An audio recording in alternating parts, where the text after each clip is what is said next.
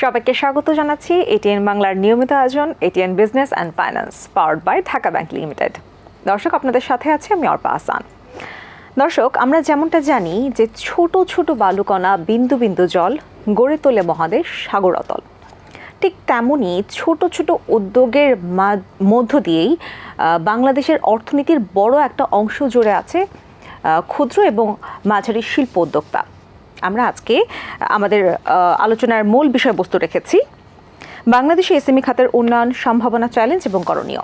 এ ব্যাপারে কথা বলার জন্য আজকে আমাদের স্টুডিওতে আমন্ত্রণ জানিয়েছি অধ্যাপক doctor Masudur Rahman, chairperson SME foundation, এবং মোহাম্মদ রাশিদুল করিম মুন্না, পরিচালক এসএমই ফাউন্ডেশন এবং পাটজাত পণ্য রপ্তানিকারক। কেমন আছেন আপনারা? স্যার, স্বাগত জানাচ্ছি। আমরা আজকে এসএমই ফাউন্ডেশন এবং বাংলাদেশের এসএমই খাত এবং সেটার সম্ভাবনা এবং চ্যালেঞ্জ নিয়ে কথা বলবো। আমার প্রথম প্রশ্ন স্যার আপনার কাছে, এসএমই ফাউন্ডেশনটা আসলে আমরা জানি, আচ্ছা আমি এসএমই ফাউন্ডেশনে পরে আসি, আগে এসএমই নিয়ে একটু কথা বলি। বাংলাদেশের অর্থনীতিতে আমরা জানি এসএমই খাত একটা বড় সম্ভাবনার দুয়ার খুলে দিচ্ছে, অলরেডি অনেকটা পথ এগিয়েছে এবং এগোচ্ছে। এটার আসলে অর্থনীতিতে পুরো ব্যাপারটা আপনি একটু বলবেন, কেমন অবদান রেখে চলেছে এবং সম্ভাবনা কতটুকু? আপনাকে ধন্যবাদ এবং আপনার মাধ্যমে এটিএন বাংলার দর্শকদেরকে আমি শুভেচ্ছা জানাচ্ছি। আপনি আজকে আমাদের অনুষ্ঠানে যে প্রতিপাদ্য বিষয়, এটা আমি বলবো শুধু বাংলাদেশের অর্থনৈতিক ক্ষেত্রে নয়, সারা বিশ্বের যেই সকল দেশগুলো অর্থনৈতিক ক্ষেত্রে অগ্রগতি অর্জন করেছে সেই সকল দেশগুলোতেও কিন্তু এসএমই খাতই সবচেয়ে বেশি অবদান রাখতে পেরেছে। বাংলাদেশে আমাদের কাছে যে হিসাব আছে সেই হিসাব অনুযায়ী জাতীয় আমাদের যে জিডিপি আছে, জিডিপিতে 32 থেকে 35% কন্ট্রিবিউশন আসে আমাদের এসএমই খাত থেকে। আমরা যদি আমাদের পার্শ্ববর্তী দেশগুলো যাদের সাথে আমরা নিজেদেরকে তুলনা করতে পারি সেই সব দেশগুলির দিকে তাকাই, তাহলে দেখব যে আমাদের এসএমই খাতের যে অবদান সেটাও কিন্তু এখন পর্যন্ত তাদের সমকক্ষ আমরা হতে পারিনি। কিন্তু আসার কথা হচ্ছে যে গত 15 বছর ধরে অর্থনীতির ক্ষেত্রে যে ব্যাপক পরিবর্তন সাধিত হয়েছে, সেই পরিবর্তনের ক্ষেত্রে একটা উল্লেখযোগ্য পরিবর্তন এসছে কিন্তু ক্ষুদ্র মাঝারি উদ্যোক্তাদের ক্ষেত্রে। এবং প্রায় আপনার 1 কোটি উদ্যোক্তা আজকে আমাদের ক্ষুদ্র মাঝারি ব্যবসার সাথে আপনার সংযুক্ত আছেন। প্রায় 5 কোটি লোক এর সাথে প্রত্যক্ষ এবং পরোক্ষভাবে যুক্ত আছেন। আমাদের যে ম্যানুফ্যাকচারিং ইন্ডাস্ট্রি আছে সেই ম্যানুফ্যাকচারিং ইন্ডাস্ট্রির প্রায় 80% শ্রমিক কিন্তু আপনার এসএমই খাতের সাথে সংশ্লিষ্ট। এবং আমাদের যে গ্রামীণ অর্থনীতি আছে, গ্রামীণ অর্থনীতির দ্বিতীয় কর্মসংস্থানের আপনার সুযোগ তৈরি করে দিয়েছে কিন্তু আমাদের এসএমই খাতের উদ্যোক্তারা। সুতরাং বাংলাদেশে যখন আমরা ডেমোগ্রাফিক ডিভিডেন্ডের কথা বলছি, ব্যাপক তরুণ সমাজের চাকরির সংস্থানের কথা বলছি, সেই ক্ষেত্রে কিন্তু এসএমই খাতের অগ্রগতি ছাড়া আমরা কিন্তু এই ব্যাপক জনগোষ্ঠীকে কিন্তু আমরা অর্থনৈতিক কর্মকাণ্ডে সম্পৃক্ত করতে পারবো না। সেই জন্যই কিন্তু বাংলাদেশ সরকার, বিশেষ করে মাননীয় প্রধানমন্ত্রী আমাদের এসএমই খাতে উন্নয়নের জন্য বিভিন্ন রকমের পরিকল্পনা গ্রহণ করেছেন, যা আমাদের এসএমই পলিসি 2019 এবং শিল্পনীতি 2022-এ অন্তর্ভুক্ত আছে। এবং এর মধ্যে দিয়ে আমরা কাজ করছি সারা বাংলাদেশে। এবং এসএমই ফাউন্ডেশন যে কাজটা করার চেষ্টা করে সেটা হচ্ছে যে এসএমই ফাউন্ডেশন সরকার এবং বেসরকারি খাতের সাথে একসাথে মিলে আমরা এসএমই ক্ষেত্রে দক্ষতা অর্জনের জন্য এবং তাদের সক্ষমতা বৃদ্ধি করার জন্য কিন্তু আমরা কাজ করে যাচ্ছি। এবং এর মধ্যে দিয়ে আমরা বলবো যে গত 15 বছর ধরে এসএমই ফাউন্ডেশন তার যাত্রায় বাংলাদেশের অর্থনৈতিক ক্ষেত্রে এবং ক্ষুদ্র মাঝারি উদ্যোক্তাদের উন্নয়নের ক্ষেত্রে একটি উল্লেখযোগ্য অবদান রাখতে পেরেছে বলে আমি মনে করি। দারুণ। স্যার, আমি আপনার কাছে একটু আসি। স্যার বলছিলেন যে এসএমই ফাউন্ডেশন উদ্যোক্তা তৈরির ক্ষেত্রে বড় একটি অবদান রেখেছে। এই পর্যন্ত এসএমই ফাউন্ডেশন উদ্যোক্তা তৈরির ক্ষেত্রে যেসব ক্ষেত্রে অবদান রেখেছে তার মধ্যে কোনটা উল্লেখযোগ্য এবং আপনাদের কোন রোডম্যাপ বা প্ল্যানটা আপনার কাছে মনে হয় যে বেশি সাকসেসফুল? ধন্যবাদ আপনাকে। স্যার যে কথাটা অলরেডি একটু ব্রিফ করেছে যে আমাদের সারা দেশে ছড়িয়ে ছিটিয়ে যে উদ্যোক্তারা আছে তারা অনেক ক্ষেত্রেই ইনফর্মাল অ্যাপ্রোচে গ্রো করছে। সেই জায়গাতে অনেক ক্ষেত্রে তাদের যে সমস্যাটা হয়, ব্যাংকিং চ্যানেলের সাথে সম্পৃক্ত হওয়ার সুযোগটা সীমিত। তারা design, skill, product development, market linkage, এই যে একটা ব্যারিয়ার আছে, সেক্ষেত্রে এসএমই ফাউন্ডেশন একটা প্ল্যাটফর্ম তৈরি করার চেষ্টা করছে যে এই দূর দূরান্তে প্রত্যেকটা জেলায় বিভিন্ন আনাচে কানাচে যে উদ্যোক্তারা ছড়িয়ে ছিটে কাজ করছে নিজস্ব উদ্যোগ দিয়ে, সেই উদ্যোগটা কীভাবে গতিশীল করা যায় আর একটু সফলতার দিকে নিয়ে যাওয়া যায় এবং সামষ্টিকভাবে তার যাতে ইন্ডিভিজুয়াল যে ইনিশিয়েটিভটা আছে সেটা যাতে সফলতার মুখ দেখতে পারে, তার জন্য এসএমই ফাউন্ডেশন একটা হচ্ছে ক্যাটালিস্টের রোলটা প্লে করার চেষ্টা করছে। এবং সেই আলোকেই হচ্ছে একদল উদ্যোক্তাকে কিন্তু নার্সারির মাধ্যমে জাতীয় অর্থনীতির সাথে সম্পৃক্ত করার যে প্রয়োজনীয়তা আছে সেটাকে মাথায় রেখে এসএমই ফাউন্ডেশন কাজ করছে। পাশাপাশি এসএমইদের যে বিভিন্ন ধরনের নীতিগত সহায়তা দরকার, নীতি সহায়তার জায়গাতে যে ঘাটতিগুলো আছে সেটা প্রতি বছর রিভিউ করে শিল্প মন্ত্রণালয় এবং রিলেটেড যেই অর্গানাইজেশনগুলো আছে তার সাথে একটা ব্রিজ তৈরি করার চেষ্টা করছে। আচ্ছা, দারুণ। স্যার, আমি আপনার কাছে একটু আসি যে আমরা যেমনটা জানি যে অর্থনৈতিক সমীক্ষা 2013-র যেই তথ্য সেটা বলছে যে এসএমই যেই উদ্যোক্তারা তারা 70% হচ্ছে ঢাকার বাইরে। সেই ক্ষেত্রে আসলে সরকার তাদের দক্ষতা উন্নয়নে বা এসএমই ফাউন্ডেশন বিশেষ করে তাদের দক্ষতা উন্নয়নে কিভাবে আসলে কাজ করছে বা কিভাবে তাদেরকে সহায়তাটা প্রদান করছে ঢাকার বাইরের এরিয়াগুলোতে? দেখুন, আপনি যে তথ্যটা দিলেন এই তথ্য অনুযায়ী কিন্তু আমরা দেখতে পাই প্রায় 70 থেকে 75% উদ্যোক্তা কিন্তু বড় বড় শহরের বাইরের অবস্থান আপনারা করছেন। এবং আমরা জানি যে প্রান্তিক মানুষগুলোকে যদি অর্থনৈতিক কর্মকাণ্ডের সাথে সম্পৃক্ত করা না যায় এবং সরকারের যে বিভিন্ন সহায়তামূলক কাজগুলো সরকার করে যাচ্ছেন উদ্যোক্তা তৈরি করার ক্ষেত্রে, সেই সহায়তাগুলোকে যদি তাদের কাছে পৌঁছাতে আমরা না দিতে পারি, তাহলে সামগ্রিকভাবে যে অর্থনৈতিক যে লক্ষ্যমাত্রা আমরা তৈরি করেছি সেটা আমরা অর্জন করতে পারবো না।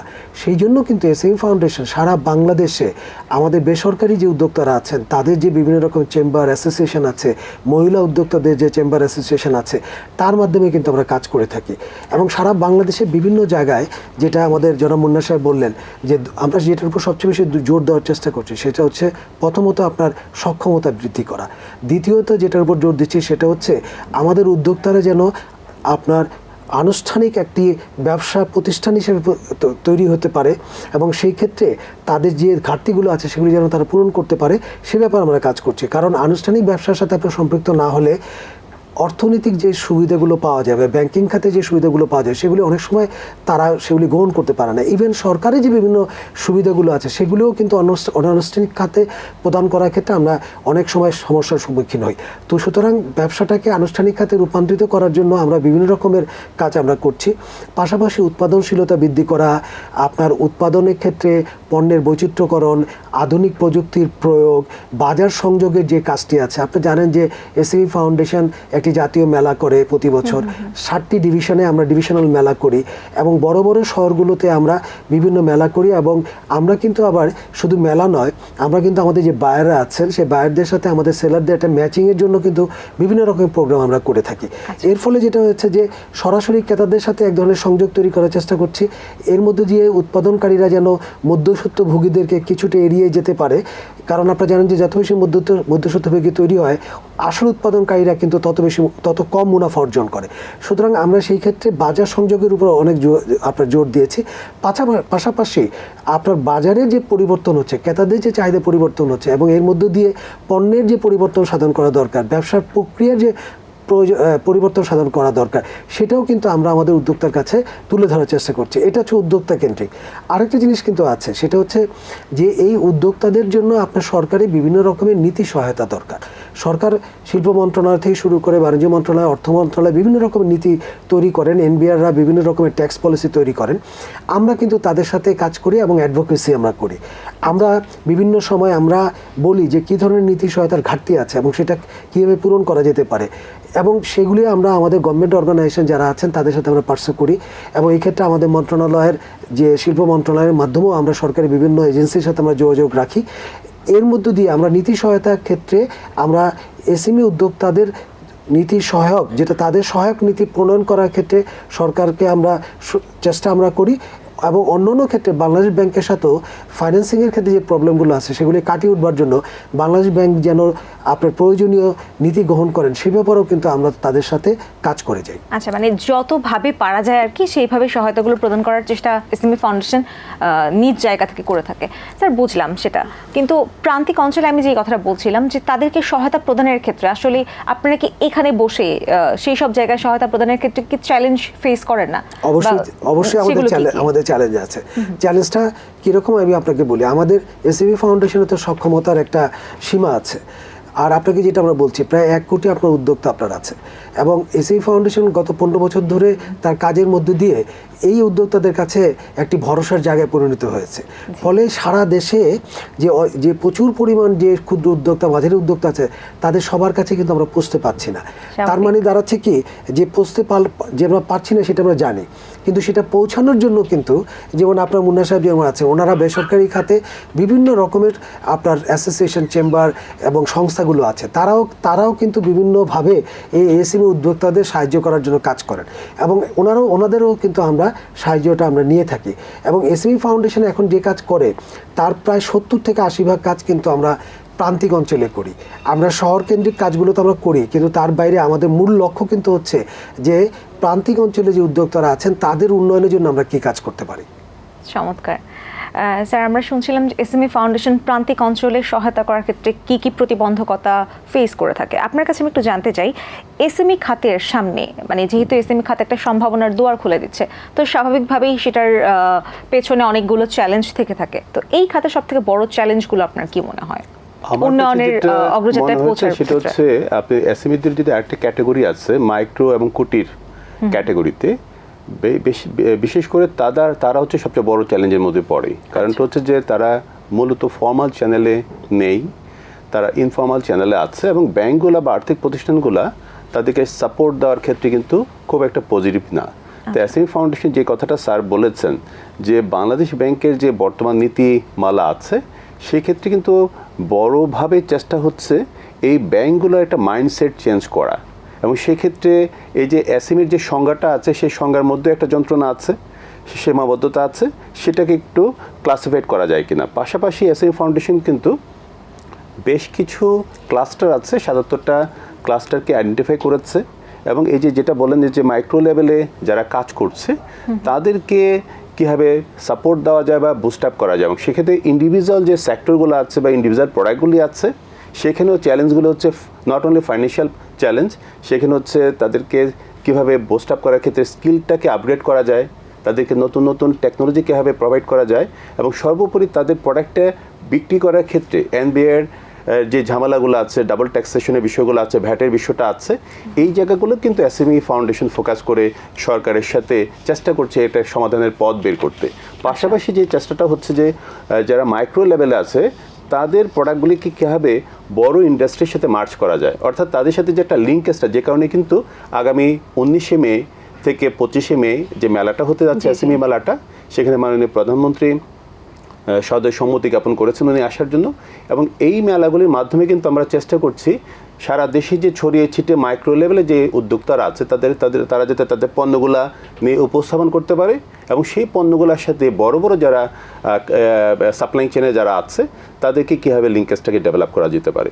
এবং সর্বোপরি আমি যে কথাটা বলছি যে স্যার যেটা বললেন যে আমাদের যে সক্ষমতা এবং ফাইন্যান্সিয়াল ইস্যুগুলো আছে সেই জায়গাতে বড় স্কেলে কাজ করতে গেলে সরকারের কাছে আমরা দাবি জানাই যে আরও কীভাবে এসএমই ফাউন্ডেশনকে ফাইন্যান্সিয়াল সাপোর্ট দেওয়া যায় এবং আমাদের এই কাজগুলোকে যাতে আমরা আরও বড় পরিসরে করতে পারি। আচ্ছা স্যার, এই প্রশ্নের সূত্র ধরে আরেকটা প্রশ্ন করতে চাই, সেটা হচ্ছে সরকারি এবং বেসরকারি এসএমই খাতের উন্নয়নের জন্য মানে সরকারি এবং বেসরকারি প্রতিষ্ঠানগুলো কিভাবে একত্র হয়ে কাজ করতে পারে বা কিভাবে নীতিমালা প্রণয়ন করলে বা তাদের কাজের ধরন কেমন হলে এসএমই খাতটা আরও বেশি উন্নয়ন করবে বলে আপনার মনে হয়?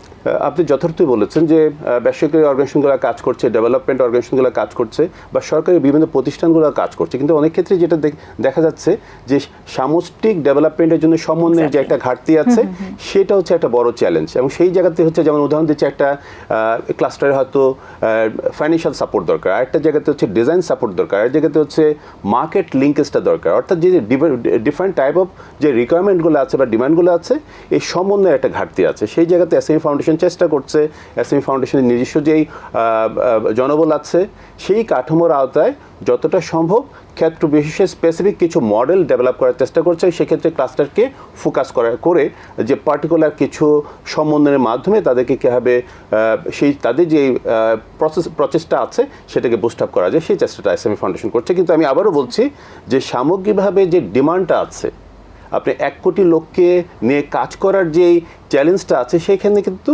সরকারকে আমরা দাবি জানাতে চাই, এসএমই ফাউন্ডেশনকে আরও বেশি সাপোর্ট কীভাবে দেওয়া যেতে পারে, এই কাঠামোর যে মানে মার্কেট সাইডে যে ডিমান্ড আছে এবং সেক্ষেত্রে কাজটা করার ক্ষেত্রে ফাইন্যান্সিয়াল একটা বড় ব্যারিয়ার আছে, সেক্ষেত্রে সরকারের কাছে আমরা আহ্বান জানাচ্ছি এসএমই ফাউন্ডেশনকে আরও সাপোর্ট দেওয়ার কীভাবে যেতে পারে।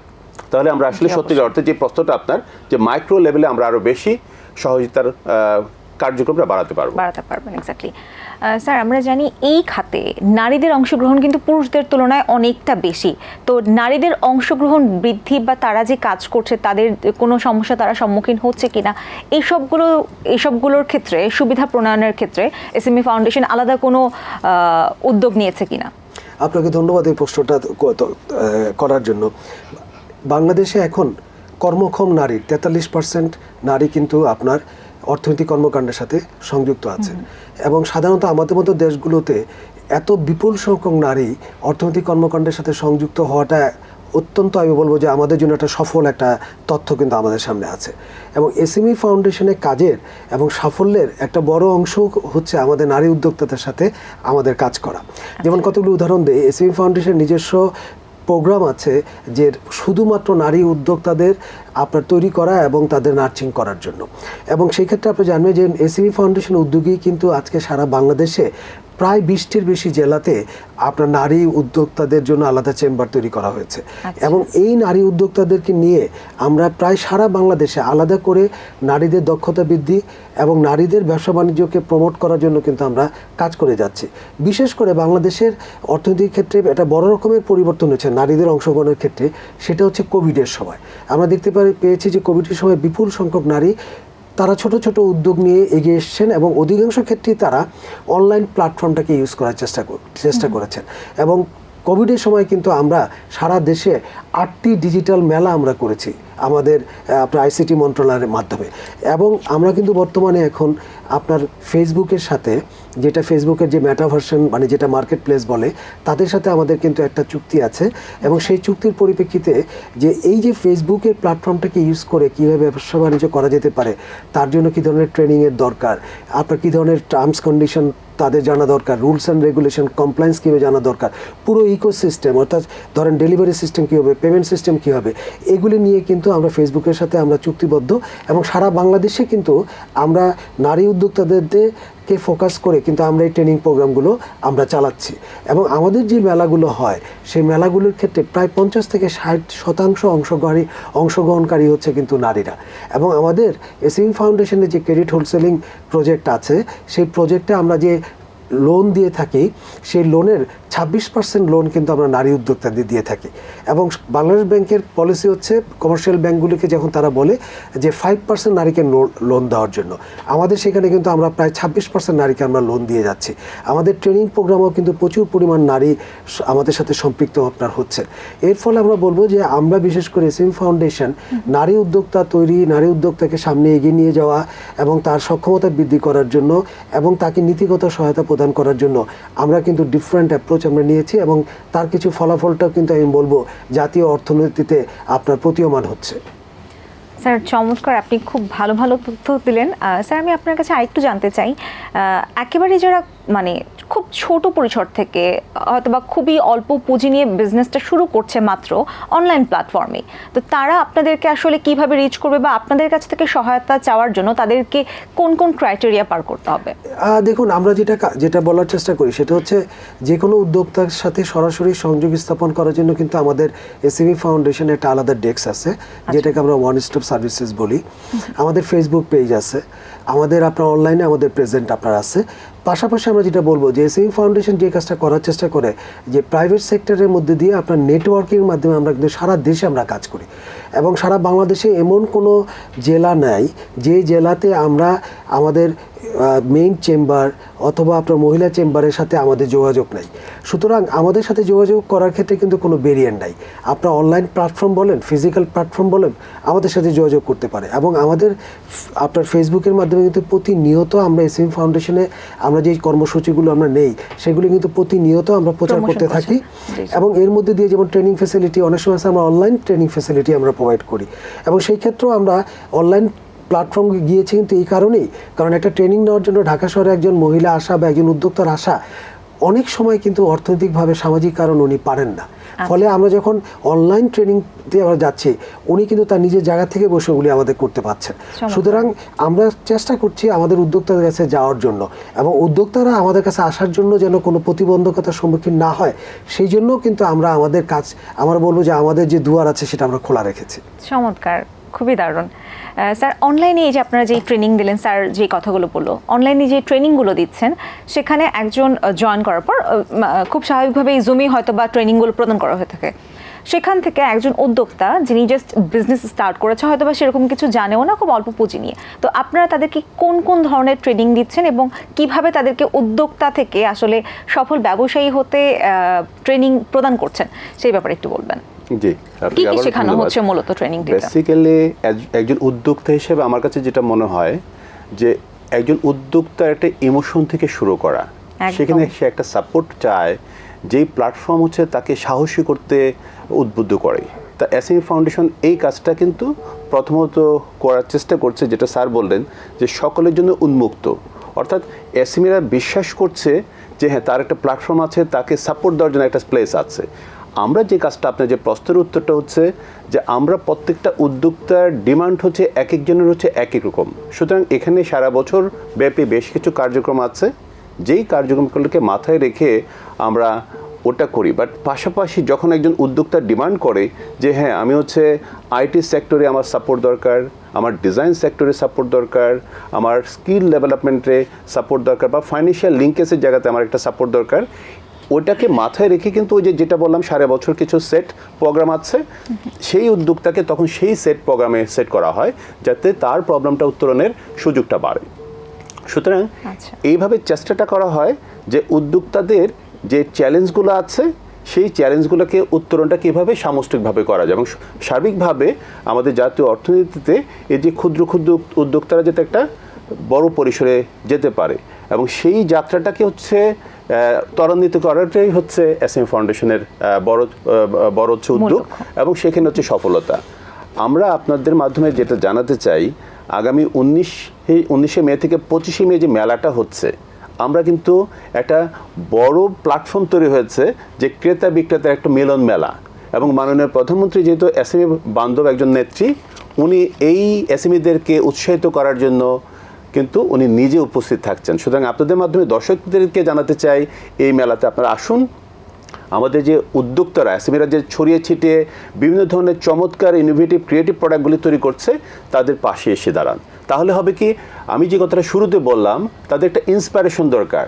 তারা যে উদ্যোগটা নিচ্ছে, এই উদ্যোগের জায়গায় যদি তারা মনে করে যে তারা সাহসী হওয়ার যাত্রাটা কেউ না কেউ আছে, সরকার প্রধান আছেন, এসএমই ফাউন্ডেশন আছেন, এবং রিলেটেড অর্গানাইজেশনগুলো আছে, তাহলে কিন্তু তারা তাদের কাজটা নিজেরাই আরো গতিশীলতার সাথে কাজ করার সুযোগটা বাড়াতে পারবে ওখান থেকে।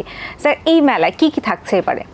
এই মেলায় হচ্ছে এসএমইরা সারা বাংলাদেশে যে সমস্ত পণ্যগুলো তৈরি করছে, হ্যান্ডিক্রাফট আছে, জুট প্রোডাক্ট আছে, লেদার প্রোডাক্ট আছে, লাইট ইঞ্জিনিয়ারিং আছে, প্লাস্টিক প্রোডাক্ট আছে, এগ্রো প্রসেস থেকে শুরু করে যত ধরনের প্রোডাক্টগুলো সারা দেশে ছড়িয়ে ছিটে উদ্যোক্তারা তৈরি করছে, প্রায় 400 উদ্যোক্তা এই মেলায় তাদের পণ্য নিয়ে অংশ নিচ্ছে।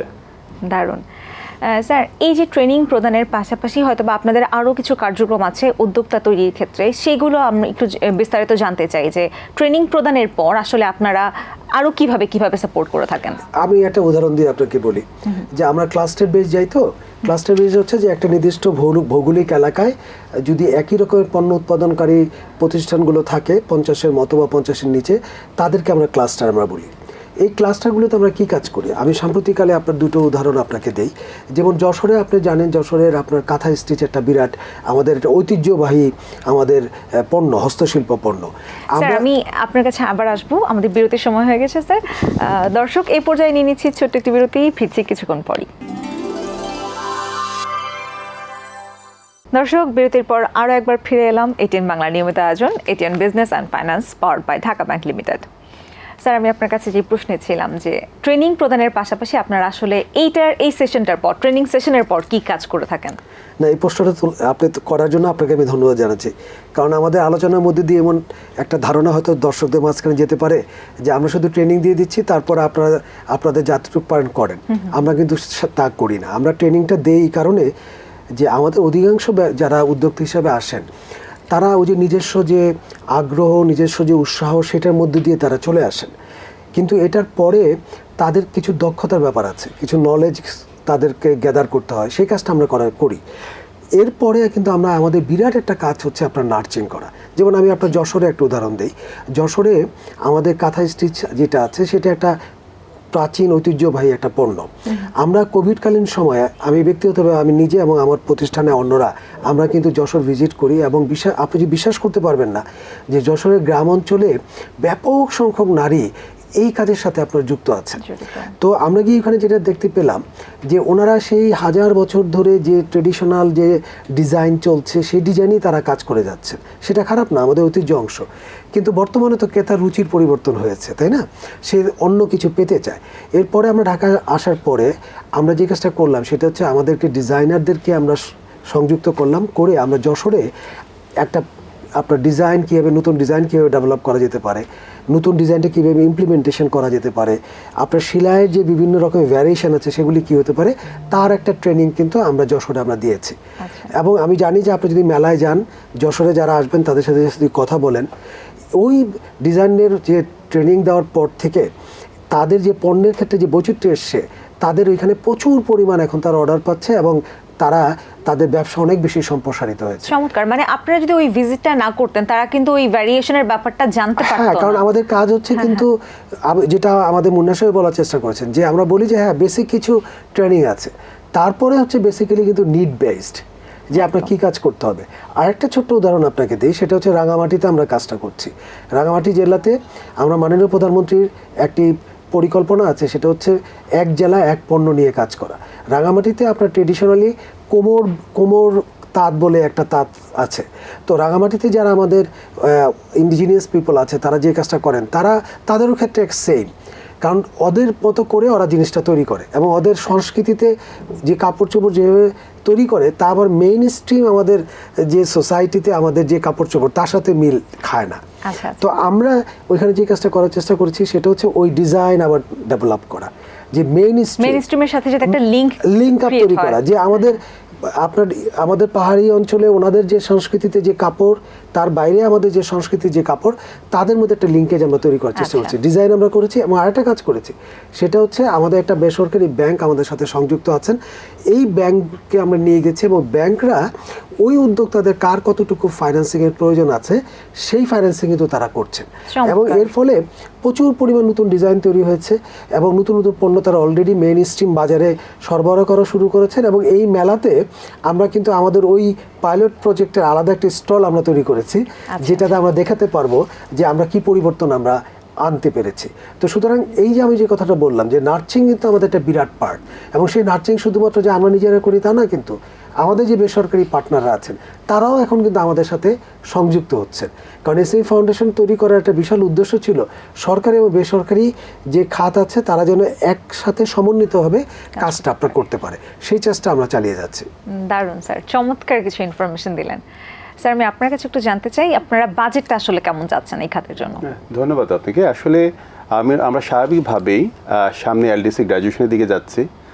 আমরা বিশ্ব যেই বাণিজ্যের যে প্রসারটা দেখছি সেখানে দেখছি চায়না থেকে সবাই সরে আসতে যাচ্ছে, অর্থাৎ হ্যান্ডমেড প্রোডাক্ট বা সেমি হ্যান্ডমেড প্রোডাক্টের জায়গাতে হচ্ছে যে সমস্ত দেশগুলো হচ্ছে সক্ষমতা বাড়াতে পারবে তাদের হচ্ছে অপরচুনিটি বাড়বে।